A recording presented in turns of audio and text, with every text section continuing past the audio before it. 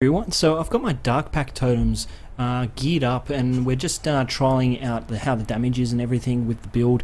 We've got around about 95 skill points we've used up so far on the skill tree. So if we're looking at the build, how it looks at the moment, we started off in the Scion area, and we took the resistances nodes and the jewel node over here, and then we worked our way in the life tree, and we moved over to the Templar area. Also, we picked up all the totem nodes over here, the area node here, and we also need a little bit more dex for our armor, which was a nice inclusion with this build, as it gives 55% increased chaos damage and gives us life. Another thing with the build as we progressed in the skill tree is we picked up all the extra damage over here from the critical multipliers and spell damage and life. We'll work our way up here next to get the increased area of effect. We also picked up the crit multipliers over here, which is really good damage for our totems. Crit multipliers over here, and we got mind over matter over here, so 30% of damage taken from mana before life. Our mana, we have no mana reserved. We basically use the Clear Mind Cobalt Jewel, and we also use the Sire of Stone Crimson Jewel. This jewel gives totems about 70%. It's not 70%. 70 strength. That will give us what, 7 times 3, maybe 21% increased life to our totems, which gives us more damage with Dark Pact. Over here we get Ancestral Bond, so Ancestral Bond will give us an extra totem. And over here, let's have a look how we ascended. So we ascended to Hiripent. Hiripent will give us power charges, so 50% chance to gain power charge every time we place a totem. It'll also give us an extra totem if we use our helm. It goes to the next part. So if we use our helm, we use a Rime Glaze helm, which gives us level 20 concentrated effect. It also gives us so spell totem linked with Dark Pact, void manipulation, and added chaos damage, which is currently when you have this set up, you have 3 totems if it's in your helm, and you have 5 links, and 3 totems, 5 links. Kind of works pretty well. Damage is quite nice. Anyway, so there's our cool chick. She looks pretty cool with her gear on, and there's all our power charges up. So this is another spell we use. We use Wither, Cast Wild Channeling, Assassin's Mark, and Arcane Surge. So as you can see, Arcane Surge comes up for 6 seconds. Which is nice.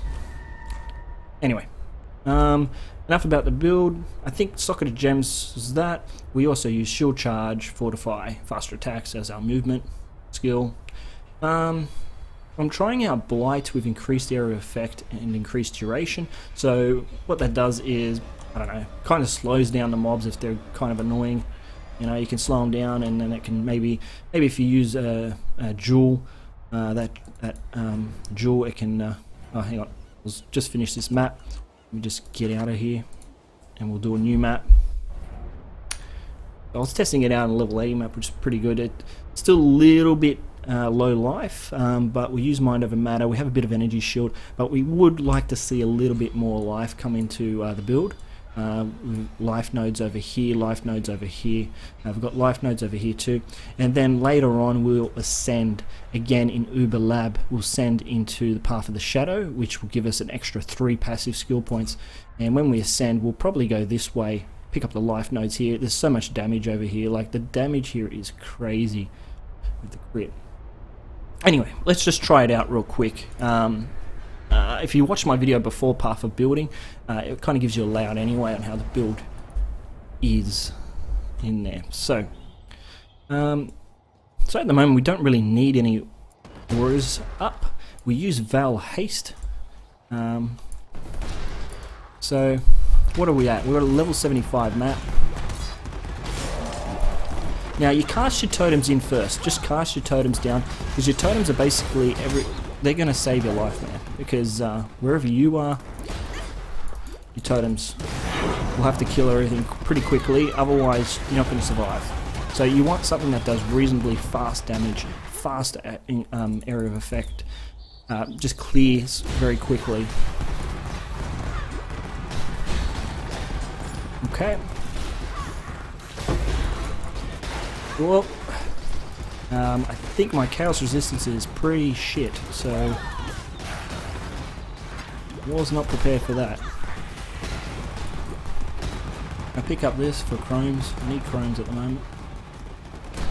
Ah, massive shrine.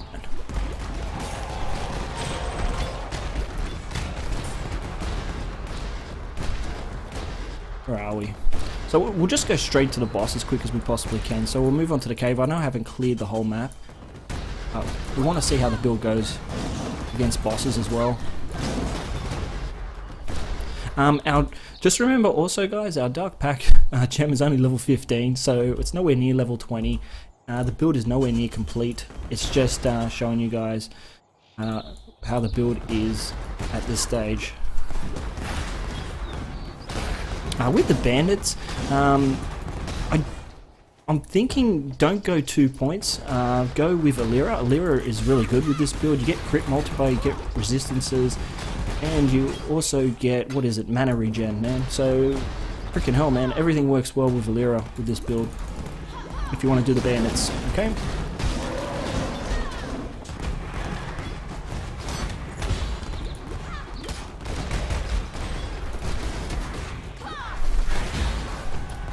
So I haven't even been passing my assassin's mark. So basically, you cast totems down, assassin mark.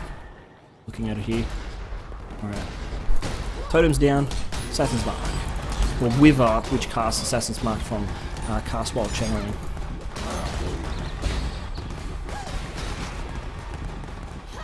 I'd really like to do a breach with this build. I haven't come across a breach yet. I reckon I'll clear a breach pretty damn quick, man. You just put your totems down, it just clears pretty fast.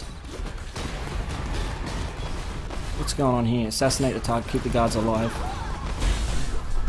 Oh well. I didn't really look into that. I'll take that ring. We've got Veil Haste going.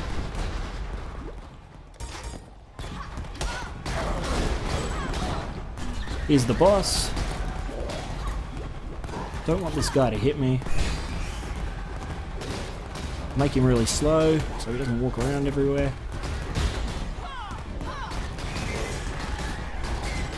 And he's dead.